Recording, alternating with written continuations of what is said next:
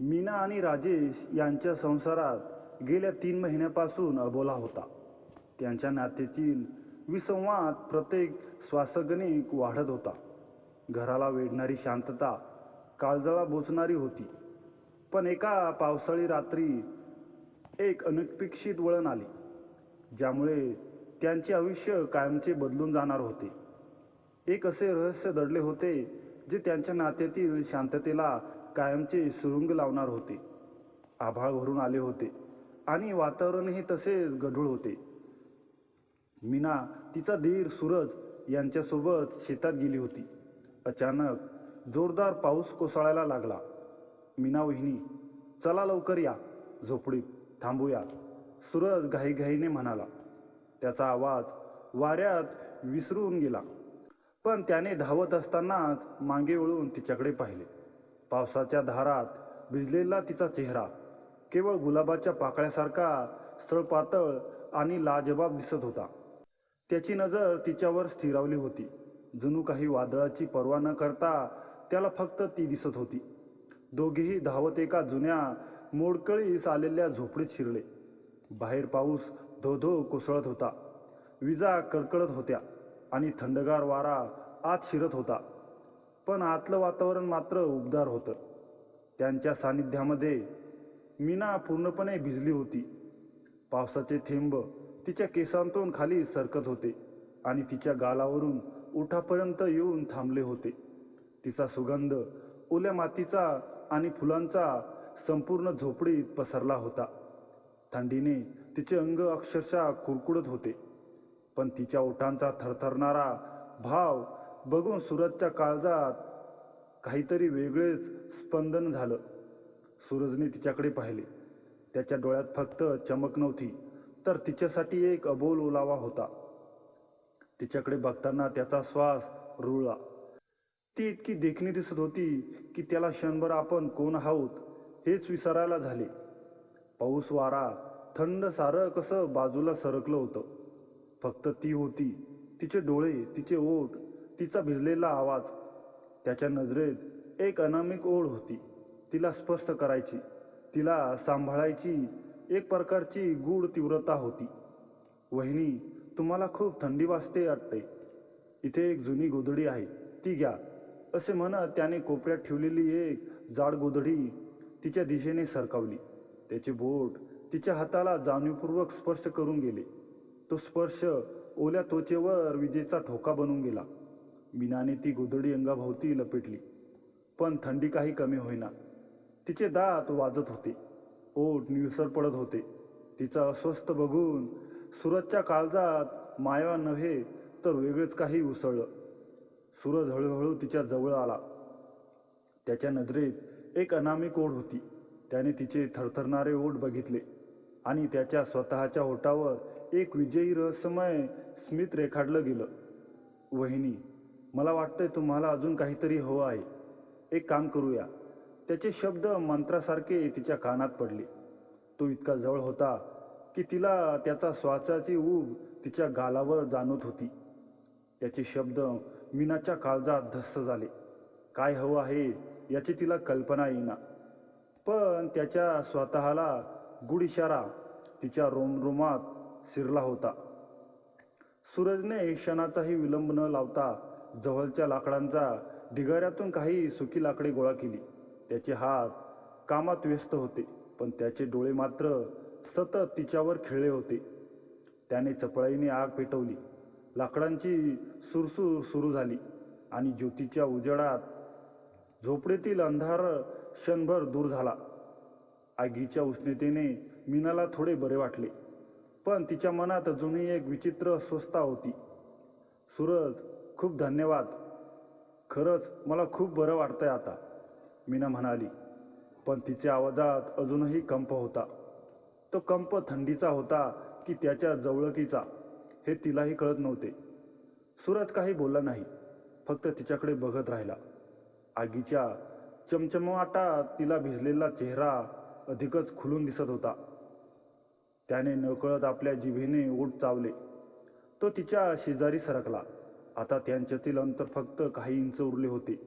त्याचा हात हळुवारपणे वर आला. जणू तिच्या केसाला स्पर्श करण्यासाठी. पण शेवटच्या क्षणी तो थांबला. त्याला खेळ खेळायचा होता, घाई नव्हती. वहिनी, त्याने कुजबुजत तिचं नाव घेतलं. त्याचा आवाज एवढा खोल आणि आर्द्र होता की ती शब्दहीन झाली. आग फक्त लाकडं जाळते, पण मनातली आग कशाने शांत होईन सांगा. त्याचे डोळे तिच्या डोळ्यात खोलवर शिरले होते.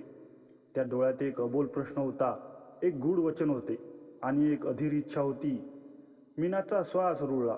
ती काहीच उत्तर देऊ शकली नाही, फक्त त्याच्याकडे बघत राहिली. आगीच्या ज्योतीप्रमाणे तिच्याही काहीतरी पेटल्यासारखे झाले. सूरज तिच्या शेजारी बसला. त्याने तिच्या खांद्यावर हात ठेवला. त्याचा स्पर्श नेहमीपेक्षा वेगळा जाणवला. वहिनी, तुम्ही आणि दादा का बोलत नाही? मला माहिती आहे, दादा तुमच्यावर खूप प्रेम करतात आणि तुम्हीही. हे ऐकून मीनाच्या मनात दाबून ठेवलेल्या भावनांचा बांध फुटला. तिच्या डोळ्यात पाणी तरळले. सूरज, मलाही माहीत आहे, पण कधीकधी गोष्टी इतक्या गुंतागुंतीच्या होतात की मार्गच दिसत नाही. प्रत्येक गोष्टीवर उपाय असतो वहिनी, फक्त तो शोधायची गरज आहे. आणि प्रेम असेल तर काही अशक्य नाही, सूरज म्हणाला.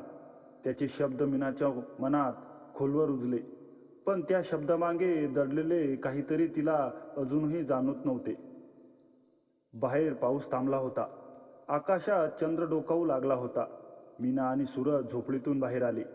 चला वहिनी, घरी जाऊया, सूरज म्हणाला. त्याच्या आवाजात आता एक प्रकारची निश्चितता होती. ती मीनाला आणखीनच संशयात पाडत होती. दोघे घरी पोहोचले तेव्हा राजेश दाराजवळ उभा होता. त्याच्या चेहऱ्यावर काळजी स्पष्ट दिसत होती, पण त्याच्यासोबत काहीतरी अज्ञात धास्तीही होती, जी तो लपवण्याचा प्रयत्न करत होता. मीना आला आणि सूरजला एकत्र पाहून तो क्षणभर थबकला.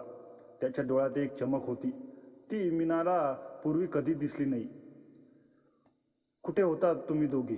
मी किती काळजी करत होतो. राजेशच्या आवाजात काळजी आणि एक खोल अनामिक प्रश्न होता. दादा, आम्ही शेतात गेलो होतो आणि अचानक पाऊस सुरू झाला, म्हणून झोपडीत थांबलो, सूरजने स्पष्टीकरण दिले. त्याचा चेहरा निर्विकार होता. राजेश मीनाकडे वळला. तिचे डोळे अजूनही पाणावले होते. राजेशने तिचा हात हातात घेतला. त्याच्या स्पर्शाने मीनाला एक प्रकारचा दिलासा मिळाला. पण त्याचवेळी सूरजच्या जवळच्या उपस्थितीने तिला अजूनही काहीतरी अज्ञात भीतीची ग्रासले होते. मीना, मला माफ कर, माझ्यामुळे तुला त्रास झाला. मीनाने त्याच्या डोळ्यात पाहिले. त्याच्या डोळ्यात प्रेम आणि अश्रू एकत्र जमा झाले होते. राजेश, मलाही माफ करा. त्या क्षणी त्यांच्या 3 महिन्यांचा अबोल्याका क्षणात संपला. पण या शांततेत एक नवीन वादळ दडलेलं आहे याची कल्पना नव्हती. एक असे रहस्य जे त्यांची आयुष्याचे बदलून टाकणार होते. रात्री जेवण झाल्यावर मीना तिच्या खोलीत गेली. तिला बरे वाटत होते, पण तिच्या मनात अजूनही काहीतरी अज्ञात अस्वस्थता होती. सूरजचे ते काहीतरी हवं आहे आणि प्रेम असेल तर काही अशक्य नाही, हे शब्द तिच्या मनात घोळत होते. थोड्या वेळाने दारावर हलकी थाप पडली आणि सूरज तिच्या खोलीत आला. वहिनी, मला तुमच्याशी काहीतरी बोलायचं आहे, तो म्हणाला. त्याच्या आवाजात एक प्रकारचा गूढ भाव होता, जो मीनाने यापूर्वी कधीच अनुभवला नव्हता. तो गूढ भाव तिला एक अनामिक भीती देत होता. मीनाला आश्चर्य वाटले. काय झाले सूरज? सूरज तिच्या जवळ आला. त्याच्या डोळ्यात एक वेगळीच तीव्र चमक होती. त्या चमकेने मीनाच्या मनात भीतीने काटा आला. मीना वहिनी, आज जेव्हा आपण झोपडीत होतो तेव्हा तुम्हाला खूप थंडी वाजत होती आणि मला ते पाहलं नाही. मी तुम्हाला गोधडी दिली, आग पेटवली, पण माझं मन काही अस्वस्थ नव्हतं. मला वाटत होतं की तुम्ही माझ्याजवळ बसावं, मी तुम्हाला माझ्या मिठीत घ्यावं, जेणेकरून तुमची थंडी पळून जाईल. मला तुमच्यासाठी राजेश दादांपेक्षा जास्त काळजी वाटते. मीना थक्क झाली. तिच्या मनात विचारांचे वादळ उठले. सूरज असे काही बोलू शकतो यावर तिला विश्वासच बसेना. सूरजचे डोळे तिच्या डोळ्यात खोलवर गुंतले होते. तिचे हृदय वेगाने धडधडत होते, पण ती धडधड भीतीने की आणखी कशाने हे तिला कळेना. सूरज, तू हे काय बोलतोस? तू माझा धीर आहेस, मीना अडखळत म्हणाली. तिचा आवाज भीती स्पष्ट जाणवत होती. तिने स्वतःला सावरण्याचा प्रयत्न केला. हो, मी तुमचा धीर आहे, पण मन कधी नातं बघत नाही. वहिनी, मला माहीत आहे की हे चुकीचं आहे, पण मी स्वतःला थांबवू शकत नाही. मी तुमच्या प्रेमात पडलो आहे. सूरजचा आवाज चढला. त्याच्या चेहऱ्यावर एक विचित्र भयानक निर्धार होता. मीना पूर्णपणे हादरली. तिला विश्वासच बसेना की सूरज असे काही बोलू शकतो. तिच्या मनात विचारांचे काहूर उठले. एका क्षणातच तिचे आणि राजेशचे नाते, तिचे कुटुंब, तिचे आयुष्य सारे काही तिच्या डोळ्यासमोर सरकले. तिचे मन आरडाओरडा करत होते. हे कसं शक्य आहे? सूरज तिच्या जवळ येऊ लागला. त्याचे हात हळुवारपणे तिच्या दिशेने सरकावत होते. मीना मागे सरकली. भीतीने तिचे अंग थरथरत होते. तिच्या श्वासाचा वेग चढला होता. सूरज थांब. तू काय करतोस हे तुला कळतंय का? ती थरथरत्या आवाजात जवळजवळ किंचाळत म्हणाली. मला कळतंय वहिनी, आणि मला हेही कळतंय की तुम्ही कुठतरी याचीच वाट बघत होता. सूरजचा आवाज आणखीनच चढला. त्यात एक प्रकारचा अधिकार होता जो तिला घाबरवून सोडणारा होता. नाही सूरज, हे शक्य नाही. राजेश माझा नवरा आहे. मी त्याच्याशी गद्दारी नाही करू शकत. मीना पूर्ण ताकदीने ओरडली. गद्दारी नाही वहिनी, हे प्रेम आहे जे तुम्हाला राजेश दादांकडून नाही मिळालं. ते मी देईन. सूरजने तिच्या डोळ्यात पाहिले. त्याच्या डोळ्यात एक अनकालिनीय भयावह चमक होती. मीनाने डोळे मिटून घेतले. तिच्या डोळ्यातून अश्रू ओघळू लागले. तिला सूरजबद्दल कधीच असे वाटले नव्हते. तिला फक्त राजेशसोबतच तिचे नाते पवित्र होते. तेच नाते ते आज एका क्षणात पूर्णपणे बदलून गेले होते. सूरजचे हे भयानक रूप तिच्या स्वप्नातही नव्हते. प्लीज सूरज, तू इथून जा, मीना रडत म्हणाली. तिच्या आवाजात एक प्रकारची याचना होती. सूरज तिच्याकडे काही क्षण पाहिले आणि चेहऱ्यावर निराशा आणि क्रोधाचा संमिश्र भाव होता. मग तो शांतपणे पण जड पावलाने खोलीतून बाहेर पडला. पण त्याच्या निघण्याने मीनाच्या मनातील वादळ शांत झाले नव्हते. उलट ते अधिकच तीव्र झाले होते. दुसऱ्या दिवशी सकाळी मीना उठली तेव्हा तिला राजेशने चहा आणून दिला. मीना, तू काल खूप घाबरली होतीस, मला माहिती आहे. पण आता सगळं ठीक आहे. आपण दोघे एकमेकांशी बोलून सर्व गैरसमज दूर करूया. राजेशच्या आवाजात प्रेम आणि काळजी होती. पण मीनाच्या मनात काल रात्रीच्या घटनेचा एक काळा डाग पडला होता. मीनाने त्याच्या डोळ्यात पाहिले. काल रात्रीचे सूरजने जे काही बोलले होते ते तिच्या मनात अजूनही घर करून होते. सूरजच्या त्या अनपेक्षित कबुली जबाबाने तिला पूर्णपणे हादरून टाकले होते. पण राजेशचा आधार तिला खूप महत्त्वाचा वाटला. तिला राजेशला गमवायचे नव्हते. राजेश, मला तुझ्यासोबत राहायचे आहे. मी कालपासून खूप विचार करते की आपल्या नात्यात काय कमी पडतंय, आणि मला वाटतंय की आपण एकमेकांशी मनमोकळेपणाने बोललो पाहिजे, मीना म्हणाली. तिच्या आवाजात एक प्रकारची कृतज्ञता आणि निर्णय होता. पण त्यामागे एक मोठं रहस्य दडलं होतं. राजेशने तिचा हात हातात घेतला. मीना, आजपासून आपण ठरवूया. काहीही असो, आपण एकमेकांपासून काही लपवणार नाही आणि आपण एकमेकांसोबत राहू आयुष्यभर. मीनाने त्याला मिठी मारली. तिच्या मनात सूरजबद्दलची भीती आणि राजेशबद्दलचे प्रेम एकाच वेळी दाटले होते. तिला सूरजला माफ करायचे होते, पण त्याची ती बाजू पाहून ती थोडी घाबरली होती. त्याला कसे सामोरे जायचे हा प्रश्न तिच्या मनात होता. सूरजने काय केले हे तिला राजेशला सांगावे का ही रहस्य तिच्या मनात ठेवावे हा प्रश्न तिला आतून पोखरत होता. जर तिने सांगितले तर राजेशची प्रतिक्रिया काय असेल, त्याच्या नात्यावर याचा काय परिणाम होईल हे तिला समजत नव्हते. पण एक गोष्ट मात्र नक्की होती. मीना आणि राजेश यांच्या नात्यात एक नवीन सुरुवात झाली होती.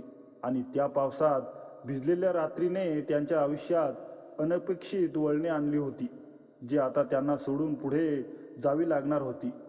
पण हे रहस्य किती काळ दडले राहील आणि सूरज पुन्हा कधी तिला त्रास देईल का हे तिला कळणार होते का? हे रहस्य त्यांच्या नातीतील पुढील वादळाची नांदी ठरणार होते. मित्रांनो, मीनाने जो निर्णय घेतला तो योग्य होता की अयोग्य, तुमचे मत कमेंट करून नक्की सांगा.